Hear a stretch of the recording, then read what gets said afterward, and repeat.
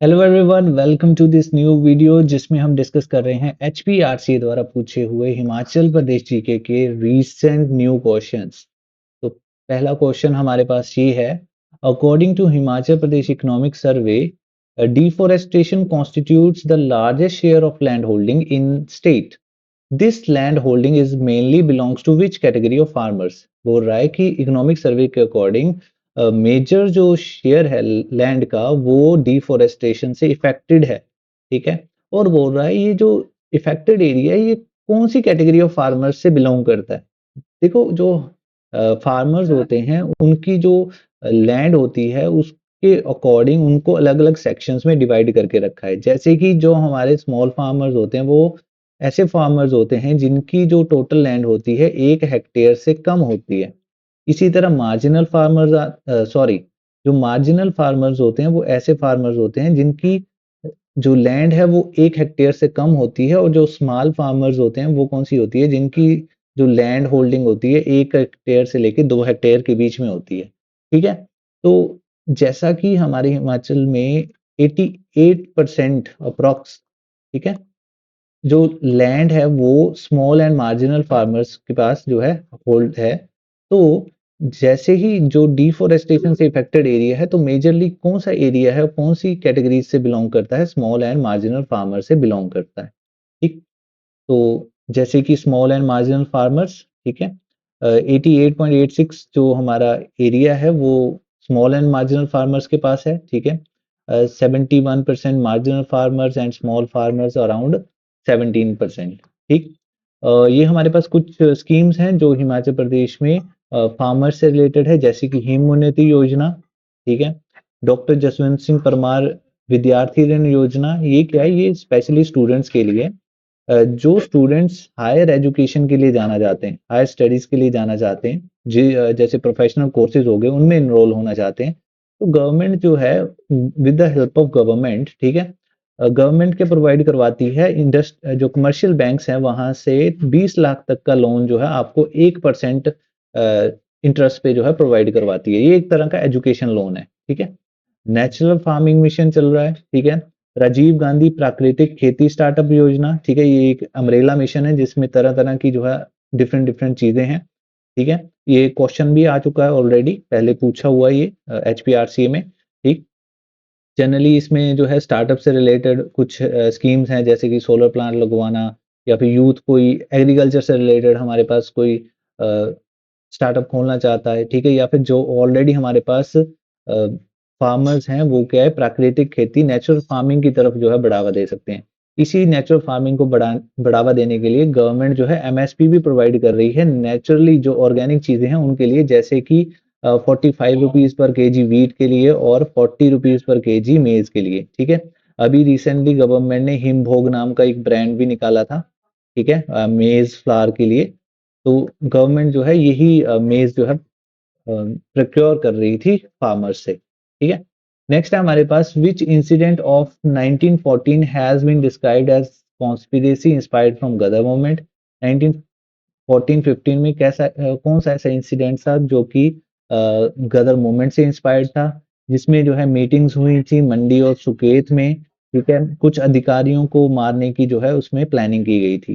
ठीक। तो इसका राइट आंसर क्या आएगा, option number A, Mandi conspiracy. Next है हमारे पास, the Himachal Pradesh ceiling on the land holding amendment bill 2023 amends the original Himachal Pradesh Sealing on the Land Holding Act, which was passed in which year। ये बोल रहा है Himachal Pradesh ceiling on the land holding amendment bill जो है original Himachal Pradesh ceiling on the land act को change कर रहा है। ये जो हिमाचल ओरिजिनल एक्ट था Himachal Pradesh ceiling on the land act, ये कब पास हुआ था, 1972, 65, 80 या 91। तो इसका राइट आंसर क्या होगा, 1972। एक्चुअली हुआ क्या था, 1972 में गवर्नमेंट हमारी हिमाचल प्रदेश की एक एक्ट पास करती है, Himachal Pradesh ceiling on the land holding act. ठीक है। अब इसमें क्या था कि जो हमारे डीपीएसपी हैं इंडियन कॉन्स्टिट्यूशन के, उसका आर्टिकल 39 बी एंड सी क्या बोलता है कि स्टेट जो है वो ये इंश्योर करेगी कि इकोनॉमिक कंसंट्रेशन या फिर रिसोर्सेज का कंसंट्रेशन ना हो, सबको जो है बराबर अपॉर्चुनिटी मिले, बराबर मौका मिले। तो इसीलिए गवर्नमेंट ने क्या किया, जो लैंड होल्डिंग है कि आप कितनी मैक्सिमम लैंड होल्ड कर सकते हो, उस पे क्या लगा दी, सीलिंग लगा दी। ठीक है, एक उस पे बैरियर लगा दिया। जो जितनी भी हमारे पास किसी फैमिली के पास सरप्लस लैंड होगा, वो कहाँ चला जाएगा, गवर्नमेंट के पास चला जाएगा। ठीक है, और गवर्नमेंट उसको जो है आगे जो लैंडलेस हैं उनको क्या कर देगी, ट्रांसफर कर देगी। ठीक है, तो ये जो एक्ट बनाया गया था, तो ये एक्ट कब आया था, ये 1972 में आया था। क्या रेगुलेट करता है, मैक्सिमम अमाउंट ऑफ लैंड जो एक इंडिविजुअल या फिर एक फैमिली क्या कर सकती है, ओन कर सकती है। किस चीज के लिए प्रिवेंट करता है, लैंड कंसंट्रेशन के लिए, और बराबर डिस्ट्रीब्यूशन हो, ये चीज इंश्योर करता है। ठीक, अभी जो जैसे मैंने बताया कि कुछ सीलिंग्स लगाई गई हैं, जैसे कि अ, हमारे पास कुछ एरियाज में जहाँ पे 2 फसलें निकलती हैं साल की, वहाँ पे 10 एकड़ है, ठीक है? एक फसल निकलती है तो 15 एकड़ है। कुछ एरियाज हैं जैसे कि बाग वगैरह, वहाँ पे 30 एकड़ है।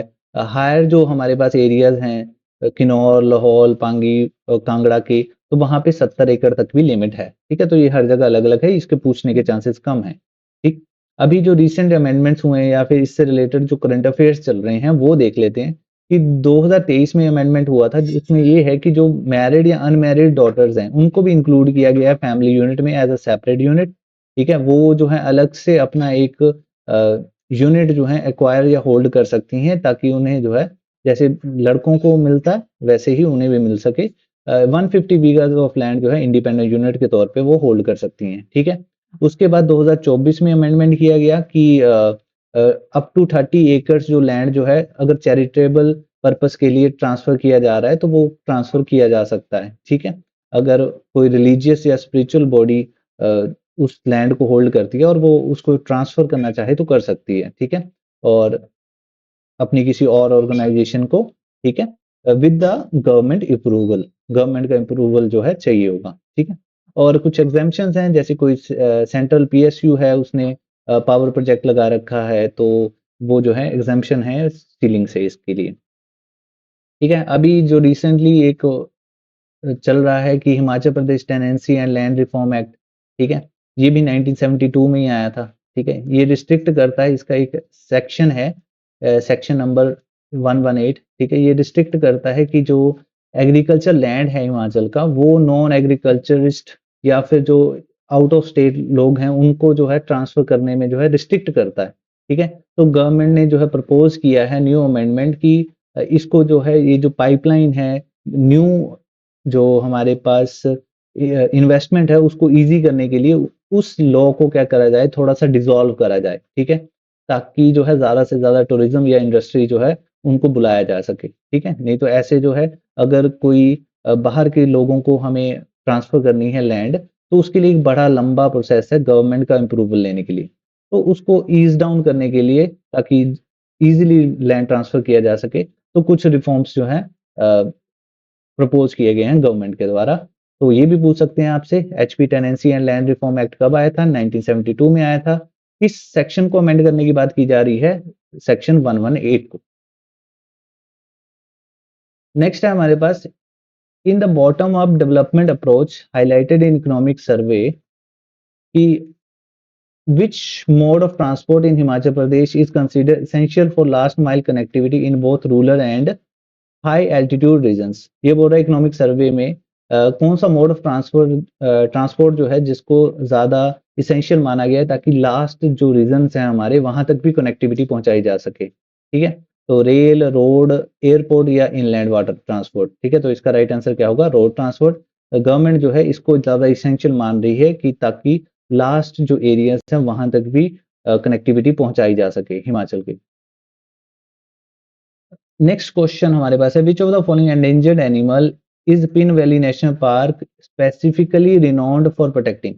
कि जो पिन वैली नेशनल पार्क है वो किसके लिए फेमस है, कौन से एनिमल को प्रोटेक्ट करने के लिए फेमस है, तो इसका राइट आंसर क्या होगा, स्नो लेपर्ड। ठीक है, स्नो लेपर्ड क्या है, हमारा स्टेट एनिमल है।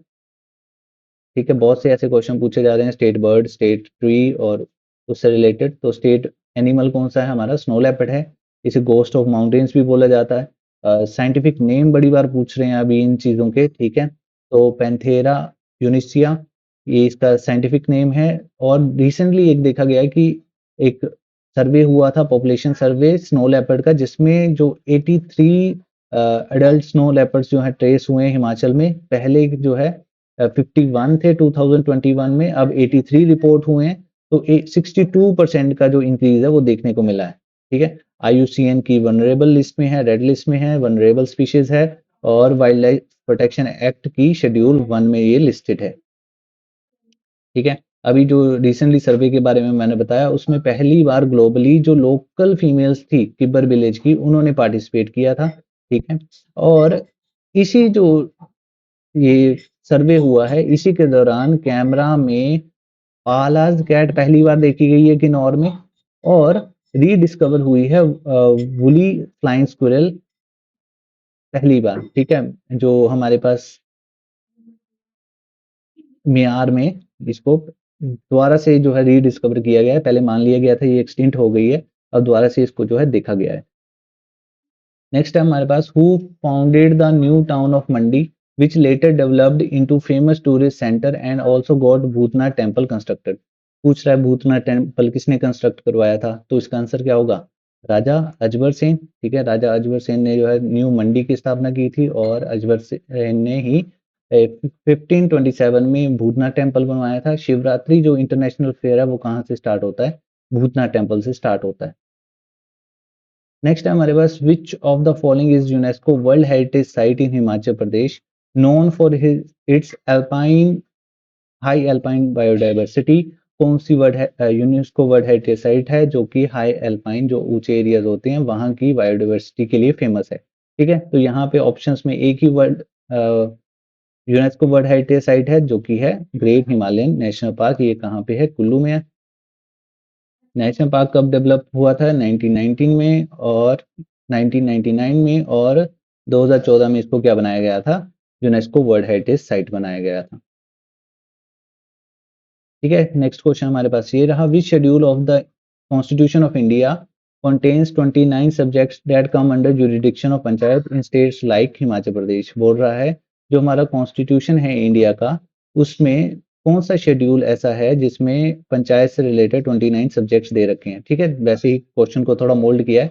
वैसे जनरली हम इसका आंसर जानते हैं कि पंचायत के जो 29 सब्जेक्ट्स है वो कौन से शेड्यूल में दिए होते हैं, शेड्यूल नंबर 11 में। तो आंसर क्या हो जाएगा, ऑप्शन नंबर ए।